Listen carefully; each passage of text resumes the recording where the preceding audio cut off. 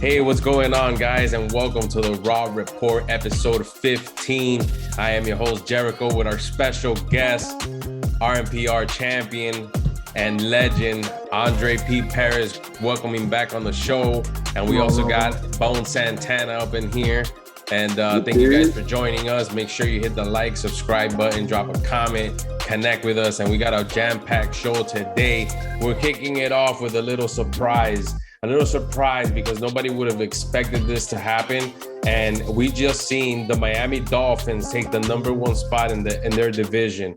What is up, guys? We're seeing here a major comeback. They were about third, almost last in the division, competing against the Patriots. But now we're seeing them jump from third to first. And we're seeing all types of fiasco going on in that division. Talk to me. It was all good about a week ago. It's even better now, baby. Number one in the AFC East, above the Bills and above the surprise Jets. Okay, last week in this episode, I gave the Jets their due, right? I dislike every team in my division, but you couldn't argue with a 6-3 start. But I'm gonna argue that shit today. Dolphins #1. Wow, even though the Bills won, we still have a better division record. You know that loss that they have, thanks to us. And here we go. We're going into week 11. And now we have Houston on deck, about to make this a 6-game winning streak. Let's talk about it. Tua MVP candidate. Dolphins top 3 in the power rankings. Woo! They're top 3 in the power rankings? Top 3. #1. I mean, number one is the Chiefs. Number 1 is the Chiefs. It's because, and that's going to be a later topic because it's been unanimously the Eagles for the past 5-6 weeks. And due to a little spotty play, they dropped the spot. So it's Chiefs, Eagles, Dolphins. Hey, man, I'm looking at the AFC standings right now, and yeah, Dolphins are right out, are their #1, but just that division, all winning records. The Jets, even in last place in the division, based on the records of every other team, they would still make the fucking playoffs. So it's a tough division. It's only separated by half a game. So the Dolphins, yes, #3 in the power rankings, but by the end of the season, that top spot could go any way.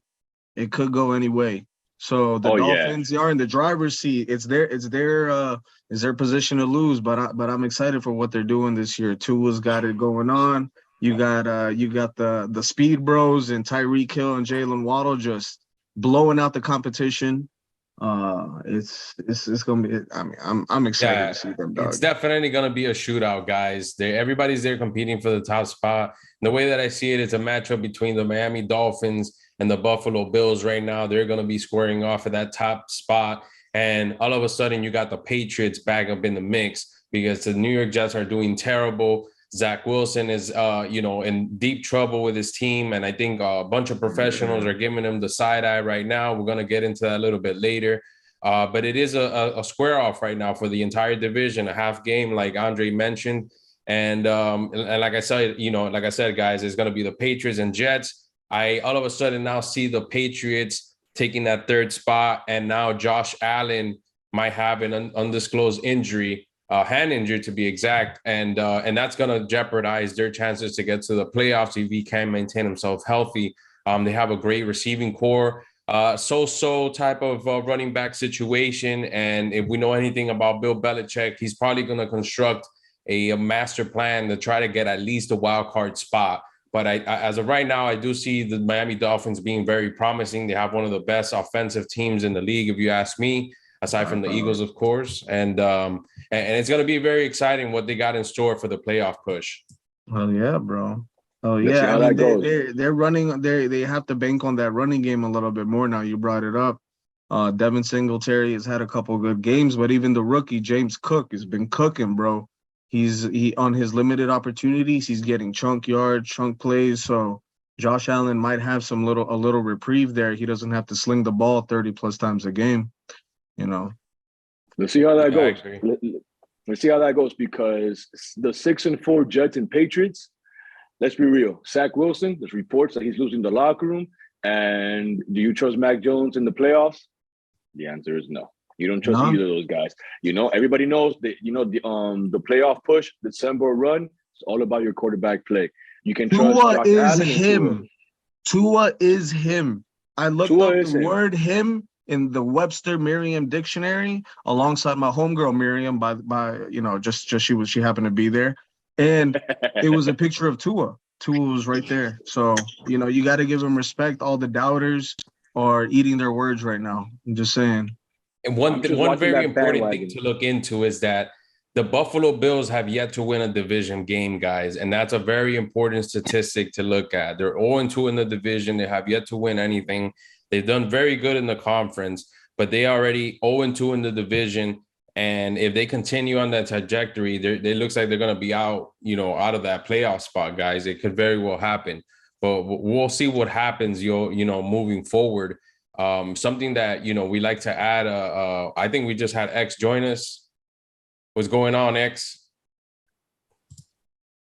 What up, my niggas? X with the butts. Live from New York. G-Man.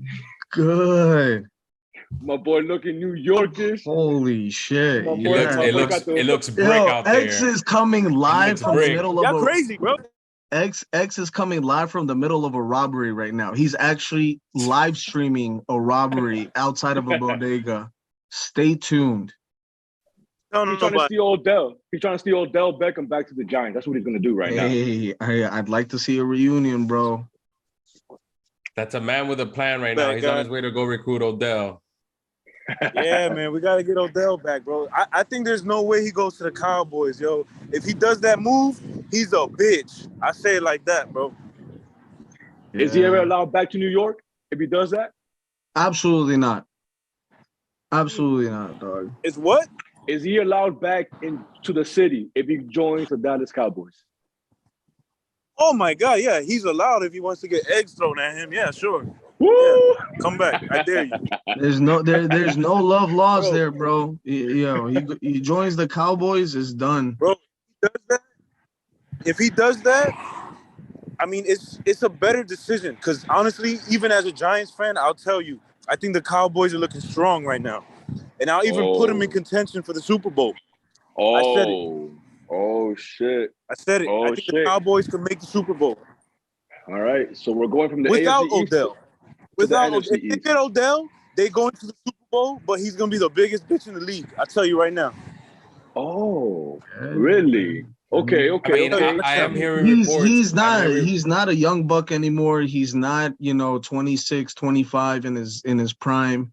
He's coming off a major ACL injury. Twice. So he's got to go to a contender, and the only like if you were to match up a Cowboys or Giants reunion, he's not in the twilight of his career like you see folks like AJ Green, just barely catching balls at like 30, plus age. Julio Jones, fall from grace, fourth option on the team.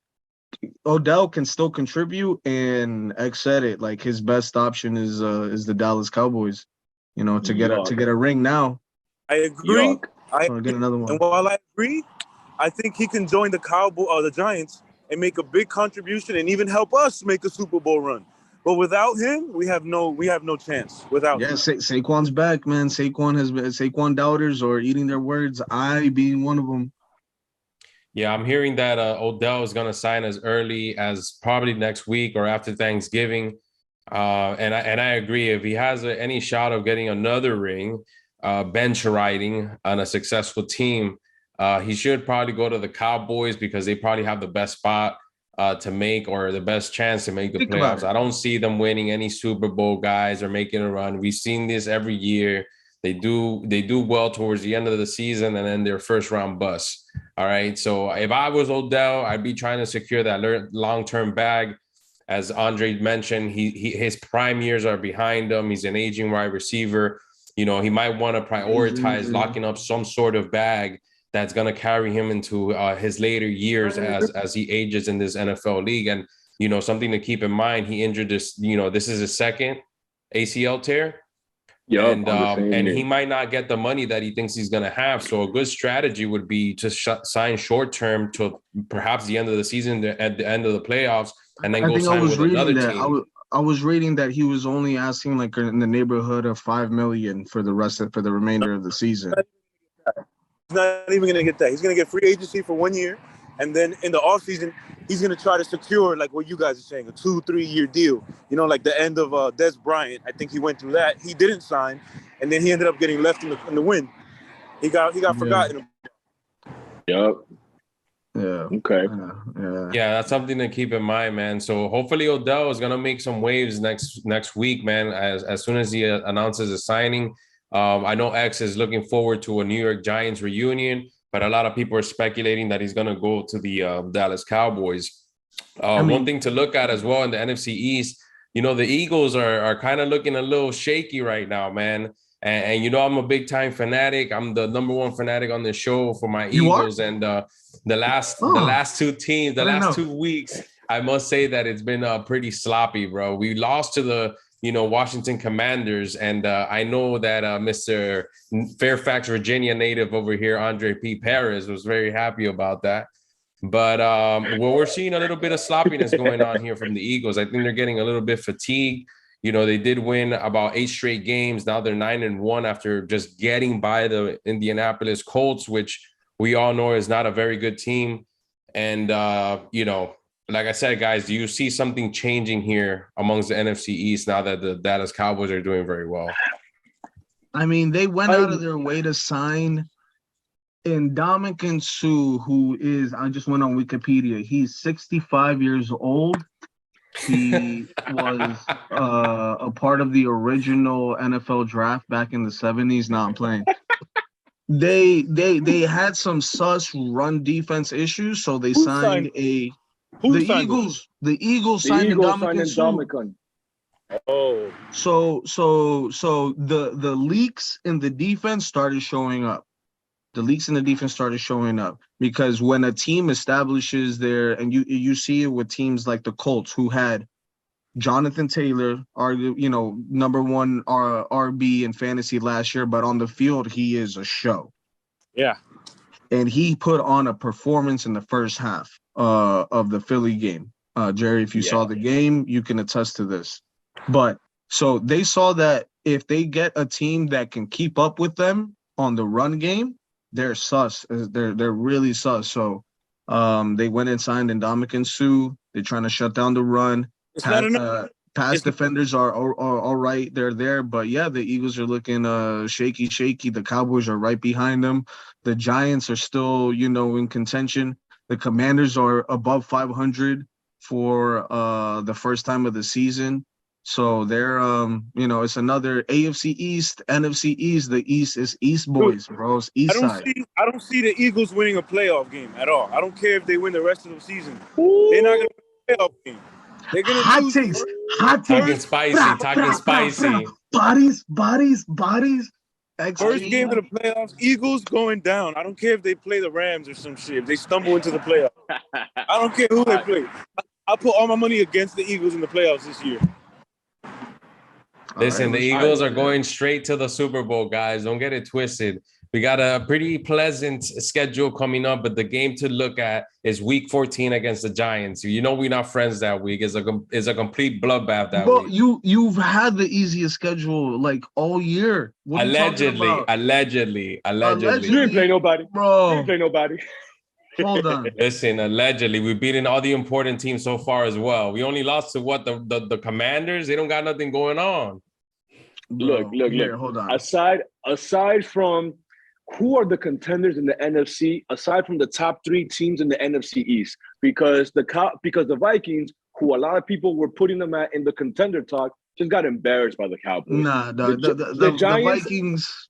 The Giants, you can't discredit the Giants because they've done so much with so little. They probably have the least talented roster on paper in that division, and they're fucking 7-3, right? So you gotta give credit where credit is due. I believe, the 3 teams in the NFC East are in there for contention talk, but the 49ers, they don't impress me. The Vikings just got shown out by Dak and Tony Pollard. Who are the contenders for the NFC title? Bro, I mean, I would say based on standings right now, it would have to be the Eagles. I'd still Eagles. put the Cowboys above Cowboys. ahead of the Vikings. Giants. know, They got Saquon. I hope so. I hope you put the Cowboys ahead the Giants ahead of the Giants, probably neck and neck with the Vikings. It's Probably. and then you know, it. but if you got to go outside of the NFC East division, the only other team there is the 49ers. Look at the NFC South. The number one team in the NFC South is the Bucks at 5-5, with an old ass Tom Brady, an old team. Not to mention, it's a losing division from top to bottom. Is a losing division right now. Yeah, it's not like the NFC is an NFC East. I think even the Panthers still have a chance to win that division based on like the rest of their schedule. Like that's which by the way, Baker Mayfield just got benched like a motherfucker. And too much Hulu commercials. He got time to practice. Bro. He got to secure the bag because he knows he's going to get drafted by the XFL next season. You know what it is. the new Congratulations on your new DC Defenders, Andre. We got a brand new spring football coming up. I keep telling you guys, the Rock ain't going to fail. I'm trying out. I'm trying out for kicker. Mark Wahlberg, baby. Mark Wahlberg. Marquette King got drafted by the XFL as well, guys. Bro, it's gonna be fun to see the Eagles. I'm going down the list, Jerry, and it's not good for the Eagles. Like let me give you a speed round. Let me give you a speed round. We got this. Game 1 against the Lions. Struggled 38-35 against the historically worst defense in all of NFL. You beat the Vikings on prime time. You beat the Commanders when they still had Carson Wentz. Jaguars, you struggled 29-21. Cardinals didn't have D-Hop. You beat the Cowboys with Cooper Rush. You beat the Steelers with the rookie quarterback, I think.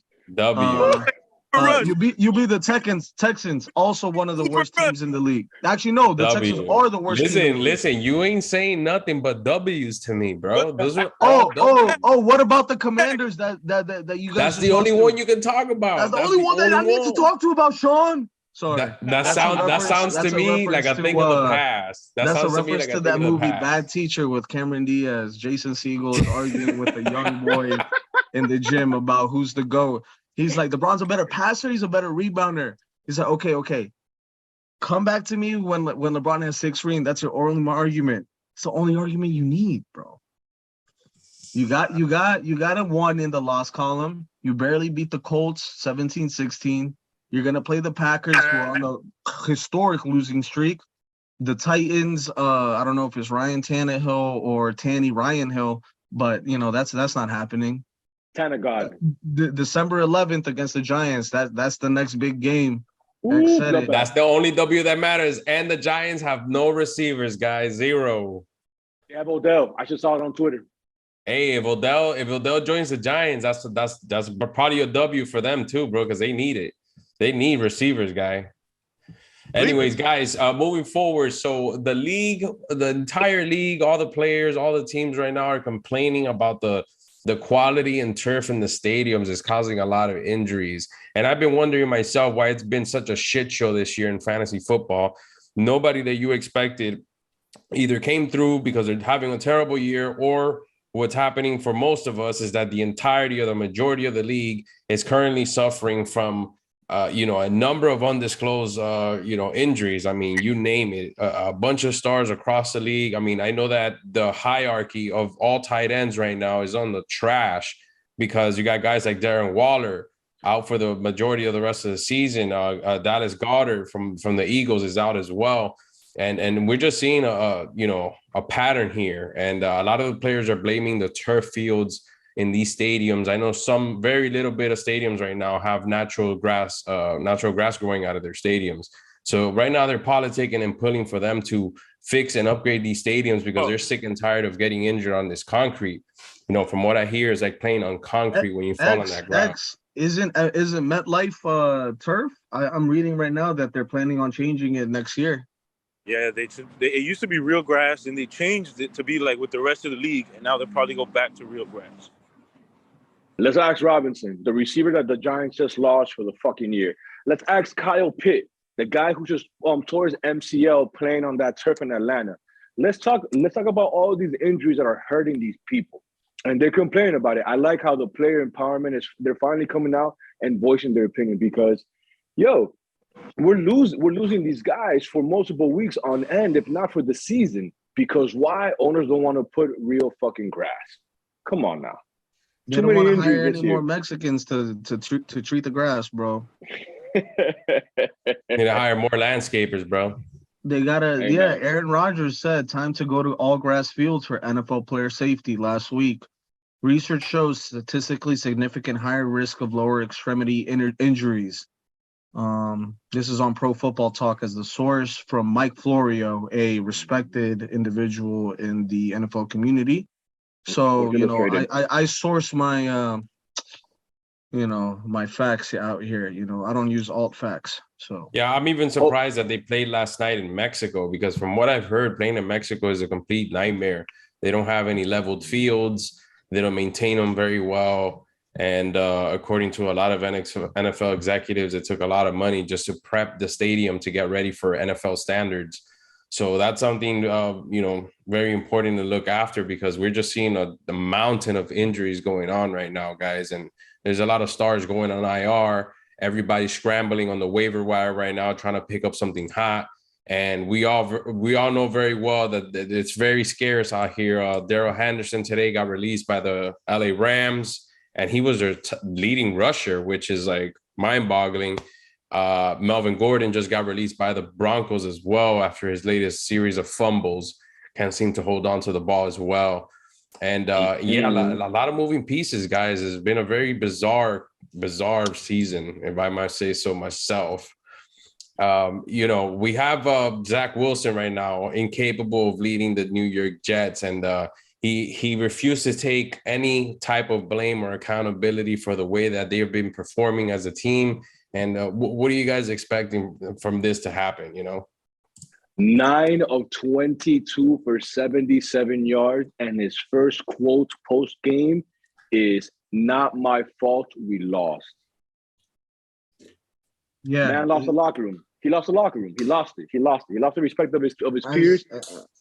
And that's it. You know it's a wrap. Because once those reports come out, you best believe it's already been out of the locker room. Yeah, they're trying to say that he grew up an affluent kid and he's never had to really deal with any real world situations, which perhaps, you know, affects the way that he's playing ball right now. He doesn't really realize that he's in a leadership position and that it starts and ends with you. When you're in charge, you know, everything falls on you. And he doesn't believe that any of the fault goes on him as the quarterback. Bro, if that's the case, then he can join Kyler Murray in Call of Duty. That's the best I can say for that. Which by the way, this guy somehow is now injured ever since Call of Duty came out. And I had to bench him as one of my fantasy leagues. If Vegas had a parlay for that, I would have put that in the house. Bro, it's incredible, dog. As soon as Modern Warfare 2 came out, this man went, yeah, I can't play. My hamstring hurts. My pussy hurts. Yeah. I saw a meme where it was Kyler Murray showing up to practice, the first day of practice during the week after Modern Warfare 2 came out. He had bags under his eyes lower than mine, dog. His eyes were down here, like by his shoulders. Nah, but back to Zach Wilson. Yeah, man. I mean, when you're, like you said, an affluent kid, everything's handed to you on a silver platter. The guy probably complains when he was as a kid. He probably complained when he didn't get his parents' phone immediately after asking. Didn't get his way. Looks like it. He's you know, and then you don't take accountability for, you know, your sloppy performance, whether or not it's on him, whether or not it's on the defense. You don't say it's not my fault. You are a part of a team. You take accountability. You step up and say, I could do better, because he could have done better. He could have done better. Whether or not it could have come out, he could have come out with a win. He totally could have done better. So for Coach Salah to say that he's not going to commit to starting Zach Wilson this Sunday, that's a response. That's a response to the response that Zach made. You know, they were winning a few games with Smoking Joe Flacco. they were winning a few games with him. They were running ground and pound. Now, albeit they lost Breece Hall to the, unfortunate ACL tear. Great rookie season. Another turf injury. Another turf injury. That's right. It's one of those where it's a gut punch to the stomach, but they have an up and coming team, and you need to if you're going to be the face of the franchise, you got to act like it from day one, not on the days that you feel like it. And I feel like he's, like you said, the beginning of the conversation, it's like he's losing the locker room. If not, he already lost it. Yep. I feel like they were doing a lot better with Joe Flacco, and he's the one that really put him in that winning trajectory early in the season. Once Zach Wilson came back, all these weird things started to happen. All of a sudden, they're now losing, and now they find themselves at the bottom of the division. And can you believe that? I mean, the Patriots have been doing bad all season, and now somehow they're starting to get better and now looking at a playoff shot. So I think Zach Wilson, based on that press conference he just had recently, he might have already lost the entirety of the team. And I wouldn't doubt them bringing in Joe Flacco once again. If they get tired of his antics like they have with Baker Mayfield in Carolina, then I don't see why not bring back Joe Flacco. Sorry, hey, man. Moreno's nose was itching. I'm out here just scratching it real quick. For everybody wondering, that's our good buddy and co-commissioner of the RL family, Brian Moreno. Yeah, he's good now. We'll have him on the show sometime this season. But moving along, guys, we got the Thanksgiving Turkey Day event. All right, we got these magnificent games going on Thursday. It's time to get our picks in for this Turkey Bowl right here. Detroit.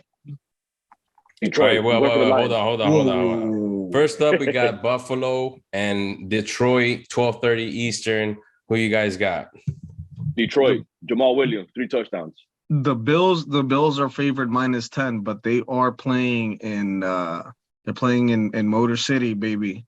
So I'll take the +10, bro. Because although the Lions can't defend for shit, they put up points. Jamal Williams is the truth, man. It's looking like DeAndre Swift is expendable out there, and a not 100% Josh Allen, as we've seen, he's susceptible to take an L. So I like the Lions +10 on that game. I would say +10 because I think the Bills do eke it out, but it's not gonna be a blowout. Look, realistically, yeah, the Bills should win that game. But this is a trap game for Buffalo. Why do I say that? Because Detroit can move that rock. They can throw that rock. They can put up points. And if it's a shootout, guess what? It's not going to be a running game. Everyone knows Josh Allen has an undisclosed elbow injury. They don't want to admit it, but he does. So what bodes well for him? Running the ball. Do you run the ball in a shootout? No, you don't. You got to throw that. You got to throw that rock.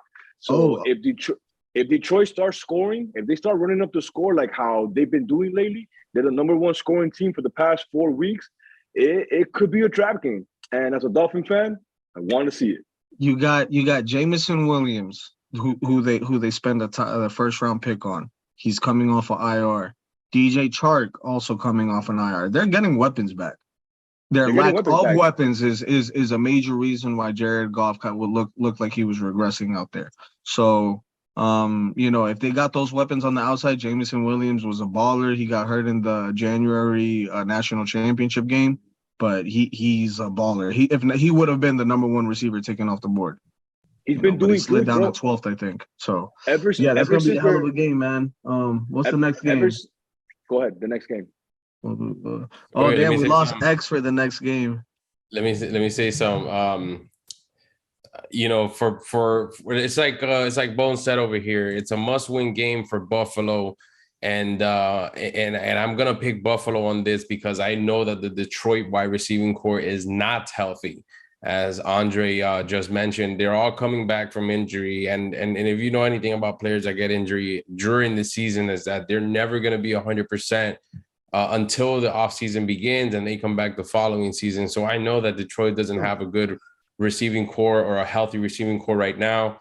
And I've seen Devin Singletary step it up and now in the touches because Josh Allen Josh Allen is kind of injured, and Stephon Diggs is just trying to hang in there, but he's been dragging and scraping for points. I have him in multiple of my fantasy leagues. He typically puts up 20 points. He's barely hanging on to 14 now.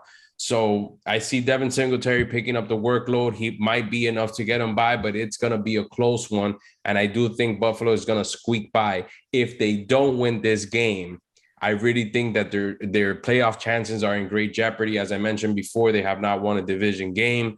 And you can see the Patriots and the Jets somehow getting up in the mix. I'm not worried about the Dolphins. I think that if the Dolphins do what they're supposed to, they're going to hold down the number one spot, guys. The following game, the New York Giants and the Dallas Cowboys. It's going to be an NFC East showdown, guys. Bro, that Eastern. Before we get to talk about that, I just want to add one more thing about the Detroit and Buffalo game. Last week, it was caught on camera that Stephon Diggs was very much upset with the head coach. He was complaining, right, visibly frustrated that he wasn't getting the ball because, like how we mentioned, undisclosed elbow injury, and they're running the ball more. Do you know what that says about you as the leading receiver, as a star player, that you have to visibly be upset and confront your head coach on the sidelines? Look, bro, that's not the means of a championship team. And as a Dolphin fan, once again, I love to see it. Now we move on to Dallas and New York, and that's a bloodbath. They're what? They're both 7-3 right now, right? Yep. Yep, they're both competing for that number 2 spot in the NFC East. And they're playing at Dallas, like always. The NFL stays giving Detroit home and Dallas home Thanksgiving games, no matter what. And yeah, NFL I mean, tradition. Detroit's Motor City. You know, they're giving they're thanking Motor City. Dallas is the unofficial, official, re-official. Have you guys heard of that artist Cardinal Official? Dallas Cowboys, America's team. So as America's team, you know, they want to represent it out there. That's going to be a great game. Dallas is favored by 9.5. Bro, that's going to be down to a field goal. Quarterback play, you know, is going to be important. Running back Tony Pollard killing it right now, and Zeke scored a touchdown, so he's looking, you know, he's on the rise as a little bit healthier. But Saquon is the man right now. Goal line touchdown. Yeah, the G men's defense has been suspect after a strong start, but they need to step back up. It's gonna be a close game, even though the Giants did just lose, like you said, Wan'Dale Robinson to ACL tear turf. Listen, guys, I despise both these teams, but I got respect for the New York Giants just because we're the Brady killers over here. Eagles, Giants, Brady killers, you know. So I'm going to go with the New York Giants. I hope they stump them out. I hope the Dallas Cowboys go bankrupt. You heard that right, guys. I'm the number one Dallas Cowboys hater, and this game should have been in New York, not in Dallas. But that's just me. I know you guys are afraid of the cold out there. But yeah, I got the New York Giants squeaking by the Dallas Cowboys. I don't say that it's going to be a shootout because they have, you know, Saquon Barkley, but you know, I do see him doing work out there. Daniel Dimes, if he can find a receiver that's going to respond for him, that's going to be great. But I really do see the Giants taking this one. Hopefully they get it right.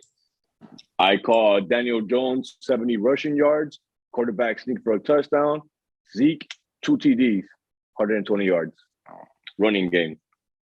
Hold on, let me see if I'm playing Tony Pollard next week, because I just want to make sure that if I am, then I hope he doesn't do anything. Nah, I'm playing X and he has Saquon. So yeah, I hope Saquon gets 5 rush attempts for negative 75 yards.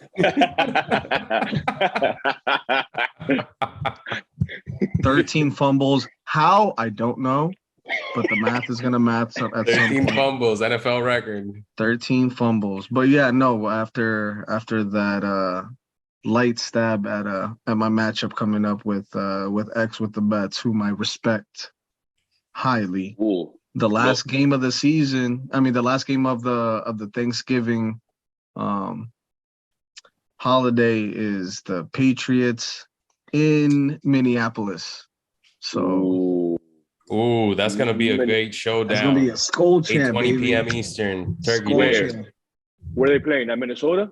Yeah, Minnesota. Minnesota. Yo, they just got embarrassed by Dallas Cowboys. You don't think it's in the back of their mind? Start Dalvin Cook. Listen. Didn't they get embarrassed in Minnesota? The Minnesota Vikings, first of all, the Minnesota Vikings are the second best team in the entire NFL next to the Philadelphia Eagles. I don't see them slipping again, guys. You're allowed a slip or two in the season, but I think they're gonna reventarlo. Jerry, we have just a couple minutes left, a little bit over a couple minutes. Do you know what time the game is? 8:20 p.m. Eastern. Do you know who shows up for the Vikings at 8:20 p.m. Eastern? Primetime Kirk. He is historically horrible at any kickoff time past 1 p.m. Regresses so bad. At 1 p.m., he's a stud. At 4:05 or 4:15, 4:25 kickoff, he's average at best. At 8:20, he's Johnny Manziel with blinders on. The man cannot perform at night. That's why. Well, maybe hey, that's a great observation there, Primo. That's an observation that only Daniel P. Paris can make while measuring the weather on a great snowy day in Minnesota. I thought he was out there already. He's over there trying to get us the weather. Weatherman Danny P. We got to get you guys on a show together. I see Minnesota taking it, guys. I see Kirk Cousins just stepping it up, but you might be right about that. He might only shine in the daytime. The Patriots. I have the Vikings are only favored by 2.5 points. Vegas knows something, man. It's 2.5 points. It's 8:20 p.m. It's primetime Kirk. Not only is he not gonna be able to wear chains anymore from any of his teammates, he's actually gonna have to buy the rest of his teammates chains for the letdown that it's gonna happen Thursday night, Thanksgiving Day, and the Patriots, Mac Jones, Mac Dallas, Big Mac, he's gonna show up big. I think he has to, and it's gonna put the Patriots back in the AFC East mix, bro. All right, guys, that brings us to the end of our episode, man. It's been a great one. Make sure you hit the subscribe button, drop a comment, hit the like button, follow us on Instagram at Raw Fantasy Sports. Hit us up. And thanks to our special guest, Andre P. Perez, live from Fairfax, Virginia. We out here live. The former champ out here. Bones, shout outs to you. And see you next week, guys, with episode 16. And happy Thanksgiving to everybody. Hopefully your picks will be great this week. We out of here. Many blessings. Happy Thanksgiving. Raw.